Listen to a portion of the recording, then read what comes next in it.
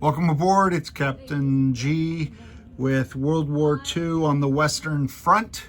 This is Operation Fall Gelb and the Battle of France, May of 1940. So, a couple things before we start the Allied turn. Let me try to place you somewhere where you can see the area. I had some housekeeping, corrections, updates, amendments. First off, strategic cities. So, in working with the game designer, game creator Javier, who watched yesterday's video and provided me some feedback, or the first video, depending on when you watched it. The nations at war, Germany, France, and England, can only earn the income level maximum that's on their card. So Germany's only ever going to earn 40 points. They can lose points by losing one of the strategic cities, but by conquering Luxembourg or Amsterdam, they do not get that 5-point boost. The neutral cities don't provide any income. You can only build in your home country cities anyway, which I did because I saw that rule, but I missed that these don't have a income value. Okay, so that means Germany overspent by 10. So I'm going to remove the fighter, and I'll explain why the fighter momentarily, and 2 of the supply that I purchased. 1, 2. Okay, so that's 10. The fighter was 8 and the 2 supply were 1 each. All right, so that was correction 1. Correction 2, fighters and tactical bombers hit on 3. Correct, I did that right. But what I missed was that a tactical bomber's targets are ground units and a fighter's targets are air units, but each can hit the other by rolling a 1 only. So when I sent a fighter, for example, into Bastogne or into Luxembourg or into, I don't know if I sent it to Nijmegen or Amsterdam, those fighters were really only hitting at a 1 against the ground units. I'm not going to make any changes or corrections or go back and re-roll dice. I'm just going to note it and carry on at that level moving forward. Okay, so fighters can only hit ground targets at 1, air targets at 3. I do like that because fighters are often OP when you consider them up against an entire infantry division or regiment, and that causes you to need both the ground attack as well as the anti-air, right? All right, the next one is the fortress bonus. I talked about making the left hook out of Bastogne, coming around in Verdun behind the French infantry and avoiding the Maginot Line. That was all true. However, the French infantry at Verdun were not entrenched like they are in these other Maginot Line spaces. So you only get the fortification bonus if the infantry is entrenched. Okay, so they wouldn't have gotten that bonus anyway. These Belgians would get it if the Germans only come across there. If they come up from Bastogne, they would not get the fortification bonus since they are entrenched. Those guys were not. All right, so down here in Mans, you can see the Siegfried line continues. These guys are not entrenched, and that's another correction I'll come back to. Whereas these guys here are, so they get the bonus. They do not. Mans was a correction afterwards. I was supposed to move 2 infantry out of Frankfurt forward into Mans, and I didn't do that on camera. I saw it when I ended the turn, so I moved them forward and took off 1 supply to do that. The reason I had to do that is, should France decide to attack, the only thing I had in Mans was a fighter that would have had to retreat. All right, and then the last item, there was some artillery combat last time, and I talked about in defense you roll 2d6, and then on offense I just rolled 1. But artillery in the first round of combat, offense or defense, they roll 2 dice. So that first round they get the artillery barrage, whether they're attacking or defending, it doesn't matter. But it's from that point on they just roll 1 die. All right, so I wanted to correct that. I didn't, if anything, I penalized the Germans for that, but that's okay. They got the benefit of the fighters. So that, I think that's all my housekeeping. Talked about the aircraft, the fortress bonus, the artillery, the movement and mans, the strategic city value, and Germany paid back its deficit spending. Now these do count towards victory points. So when the game starts, there are 4 victory cities, strategic cities in France, 2 in United Kingdom. So that's 6-4. Well, now Germany has tied it up by taking these 2 cities. So now it's 6-6. If the game winner comes down to who has the most cities, right? Okay, so with that, we're ready to start. Allies, player turn 1, in game turn 1. So this will end the turn. So what I'm going to do to keep this organized, I'm going to do it 1 ally at a time, do all of their movements, all their impulses, and then switch allies to keep it clean. When I laid out the German attacks for you, I did that just so you could see all the attacks as I talked about them and where they were going. But if you're playing it, whether you're playing it like I am online or if you're playing it in person, each nation, they only have to declare 1 impulse at a time. So with that, the French commanding general, Maurice Gamelin here, has decided that his strategy before the war is still valid. He has made no changes to it, and he has given the following orders. First, he's bringing up reserves out of Le Havre, so we're paying 1 supply out of Le Havre. I wrote down where the supplies come from this time too. Paying that 1 supply, and I'm moving the 2 infantry down to Actually, I'm going to move them up to Dieppe. That's an audible on my part because I can be in Lille in 2 rather than in this place in 3. Okay, so that's impulse 1. Impulse 2, from Paris. The intent of using this camera and this angle is so you can get closer to the action, but I don't know what you can see. So in Paris, this truck, and by the way, the Allies are not doing any counterattacks.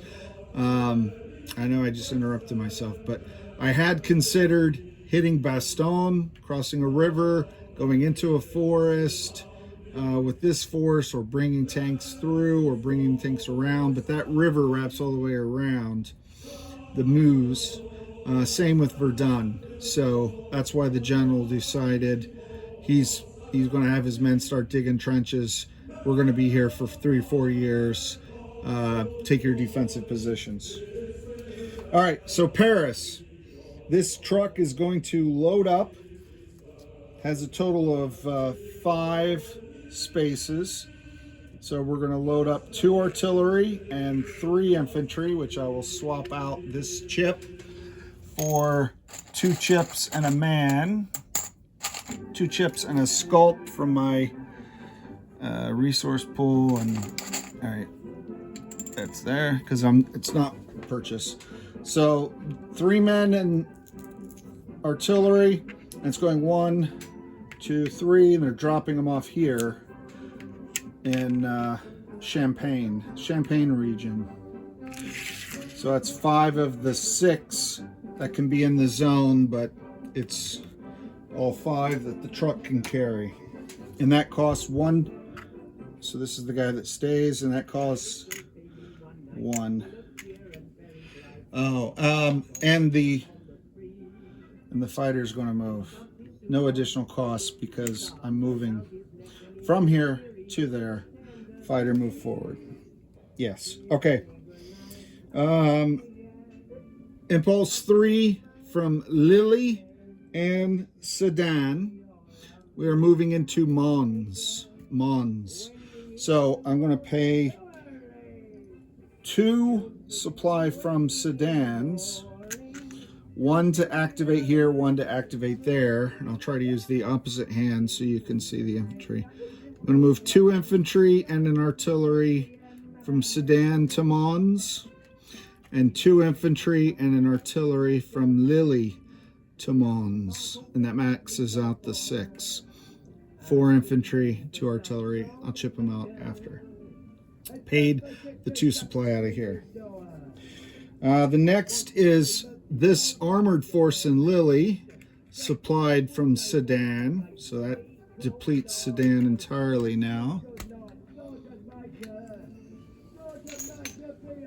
Okay. I'm going to move forward 2 tanks and 1 mech. So now the Sedan force is 3 armor, 3 mechs, and a truck. And that's my central force for France. And then I got infantry and artillery on either wing of the front. All right, in Champagne, or Compiègne, in the woods here, I'm going to pay 1 supply out of Paris. So another one out of Paris. Okay. And I'm going to move 2 infantry forward into the city, as well as the tank and a mech into the city. And then last, I'm going to spend 1 supply here in Amiens. I'm going to send this truck with all but 1 of the supplies in case I need that fighter. So 3 supplies. I think that's something I paid. He's going to go 1, 2 into Paris and pick up 3 more supplies. He can hold a max of 10. He's got 6 now. And then come up 1, 2, 3, 4, 5. Because those guys in Mons would not be able to defend if they didn't have any chips. And I'm off camera very subtly. You don't even notice the delay. Putting together 6 chips via a yellow and a black in Mons. Okay. I'm choosing to wait in Lily. I don't want to burn these supplies. They can help the defense. These supplies can be used for the defense. All right. I still have a guy in Paris because Germany does have airborne, even though they're not located with their aircraft, they could still do dangerous things. All right, so that is all of Germany's impulses. Next up is His Majesty's Armed Forces under the command of General Lord Gort. And old Gordy is right here on Calais in charge of the BEF. And he is spending 1 supply to move forward his entire force, including the fighter, to the Antwerp territory in Belgium, to stand shoulder to shoulder to shoulder with the Belgians and the French. They can't bring the supplies with them, but there's the general right on the front. So they have the Wall River here between them and Amsterdam. They have this river here to Liège, and they're beside Brussels and Mons. So they moved into what I hope is a strong defensive position. That was General Gort. Now, back up in the King's country, we're going to spend this supply in Birmingham. Burn a lot of supplies for the Allies. And we're going to move the truck and the tank 1, 2, 3. And some of you might be saying, Captain G, I thought tanks could only move 2. Great question. They can move 2 in enemy territory. If they're only moving in friendly territory, they get a 3rd movement point. But that means at no time can they attack the enemy. So these guys are just driving around to Portsmouth. All right, also spending 1 supply from London town. And I'm bringing down an infantry to Portsmouth. 1, 2, 3, 4, 5. My intent here is to max out the ground units for this transport, so on the next turn I can drop off here in Calais a 2nd BEF. All right, and then in Dover, I'm going to spend 1 supply to activate, I'll chip him out later, to activate this destroyer and transport. And I'm also doing the same with Harwich, so I might as well show you both, although you do 1 impulse at a time. I think everyone's tracking that. So these guys and this, moving independently, they're going to go off board, and C zones 1 to 6 allow you to go off board, as well as C zone 19. The Germans can go off board. So because the Germans are there with a destroyer and a submarine, the Royal Navy wanted to make sure they had 2 destroyers and a transport. So on turn 1, they went here. On turn 2, they have to stay there. On turn 3 or after, they're eligible to load and come back. And I say or after because depending on which C zone you go over to off board, you can stay there so many turns and then you have to come back. So they can stay there for 2 turns, I believe, after this. All right, let me just double check. That is it for the British movement. I did debate moving over air, but I don't know if I want to spend a supply just to put him down in Calais. So I didn't, because this guy's within range 1, 2, 3 of Antwerp as well. All right, and no movement for the Dutch or the Belgians. They're going to hold in place. The Belgians have been reinforced by their allies. I did get an answer to my question about when does he surrender. He'll surrender at the end of this turn. I could not attack with him because he is entrenched, and to unentrench takes a turn. Same with these guys who moved up. I can't entrench them now because they moved. They have to be in the zone, the space where they want to entrench, and then start there, and then that's their movement to entrench. So this guy would have to unentrench, and then he couldn't attack anyway. So he's done.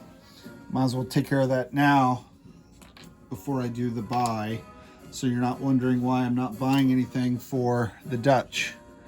It's because number 1, he doesn't have a city, and number 2, he's surrendered.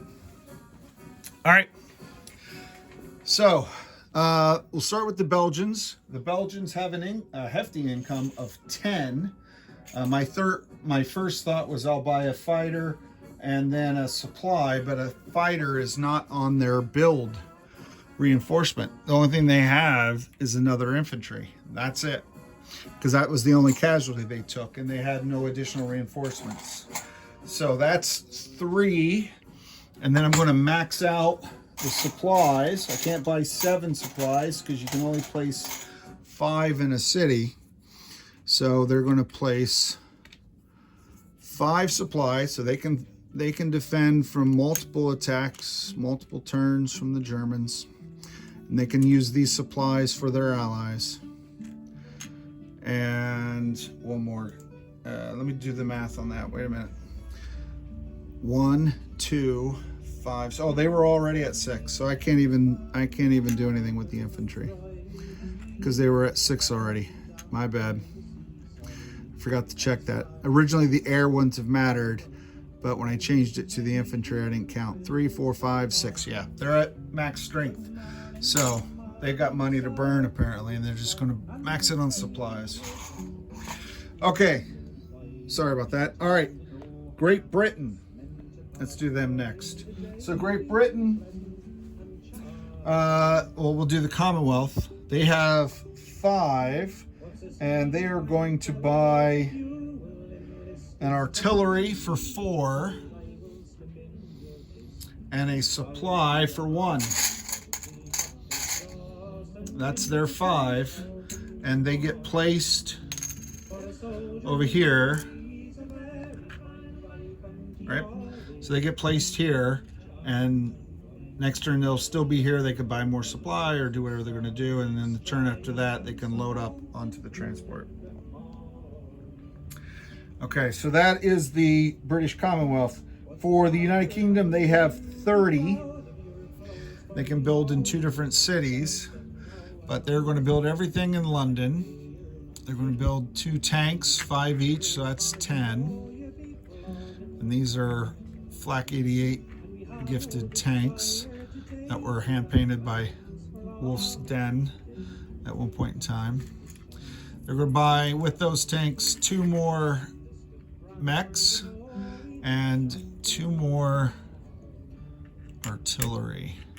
So 2, 4, 6. That's why I had to get the infantry out of there. So that's the 6 units. Tanks are 5 each, so that's 10. Mechs are 4 each, that's 8, that's 18. Artillery is 4 each, so that is 18 and 8 is 26. And then that still leaves them 4.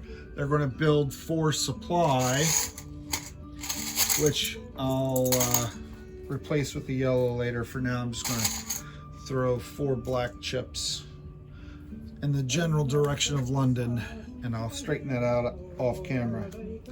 All right, while we're pointing this direction, let's go over the French colonies. They have 3, and that conveniently pays for 1 infantry, French Foreign Legion. So I'll put him down here in the build plate off map, French Africa. And you may be asking yourself, well, why didn't I send this transport? Because this is only 3 units. And if I wait another turn, then when I come, I can load up 5 Foreign Legion and then bring the transport back. Whereas this guy is already full with a full transport. Transport's like a water truck. It's 5 spots, basically. All right, so let's go to the last one, which is the French Republic. They have 25. They are spending 8 on 2 artillery. Let's take a look, at their build plate. They're buying 2 artillery at 4 each, so that's 8. Put them in the North Sea for now. They're buying 2 AA guns, 5 each, so that's 10. That's 18. They're buying 1 infantry. So they got a lot of chips and infantry here out of their force pool. So that is 20, 18. Well, wait a minute. 8 and 10 is 18, and 3 is 21. Out of their 25, they have 4 left. They shall build 4 supply. All right. So let's place those units down here. Yeah, I think you can see all the French cities. There's another one off below your right elbow, but I'm not building anything there. I'm not sure what that was. Okay. So an artillery and an AA gun in each of these 2 cities on the front. I already have an AA gun in Paris. And 1, 2, 3, 4, 5. So there's room for 1 more. Hence the artillery. And I'll chip out that other guy. The infantry in Paris. So now I have 2. And 1, 2, 3, 4. Do I want? Man, I'll build them up here. I'll do an audible.